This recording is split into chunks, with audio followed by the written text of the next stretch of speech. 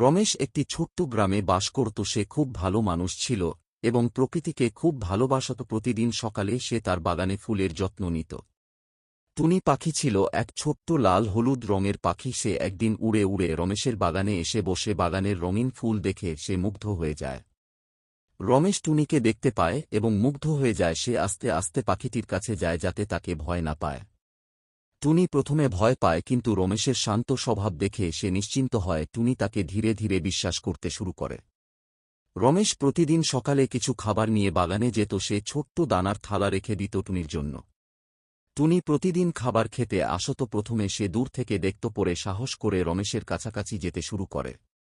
একদিন টুনি রমেশের হাত থেকে খাবার নিল। রমেশ খুশিতে উচ্ছ্বসিত হয়ে উঠল। তার মনে হল সে প্রকৃতির খুব কাছাকাছি চলে এসেছে। টুনি বুঝতে পারল যে রমেশ তার বন্ধু। সে এখন আর রমেশকে ভয় পায় না।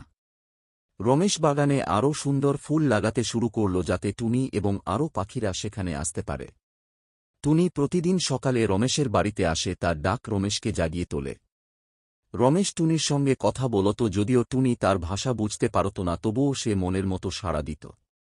টুনি মাঝে মধ্যে তার বন্ধুদেরও রমেশের বাগানে নিয়ে আসত। সবাই মিলে মধুর সময় কাটাত। একদিন রমেশ খুব অসুস্থ হয়ে পড়ল। সে বাগানে যেতে পারছিল না। টুনি রমেশকে দেখতে না পেয়ে চিন্তিত হয়ে পড়ল। সে তার জানালার কাছে উড়ে গিয়ে ডাকতে লাগল। রমেশ জানালার কাছে এসে টুনিকে দেখে খুব খুশি হল। সে টুনির ডাক শুনে আবার শক্তি ফিরে পেল। টুনি প্রতিদিন জানালার কাছে এসে রমেশের পাশে বসে থাকত। তার উপস্থিতি রমেশের মনে শান্তি এনে দিত। রমেশ সুস্থ হয়ে উঠল। সে ভাবল, টুনির মতো একটি ছোট্ট পাখি তার জীবনে কত বড় আনন্দের উৎস। টুনি বুঝতে পারল যে প্রকৃত বন্ধুত্ব শুধু উপকার নয়, একে অপরের পাশে থাকা। রমেশ টুনির জন্য একটি ছোট্ট ঘর বানাল। যদিও টুনি সেখানে থাকত না, কিন্তু বৃষ্টি এলে সে সেই ঘরে আশ্রয় নিত। টুনি সেই ঘরে বসে তার মিষ্টি গলায় গান গাইত। তার গান রমেশের দিনকে আরও সুন্দর করে তুলত।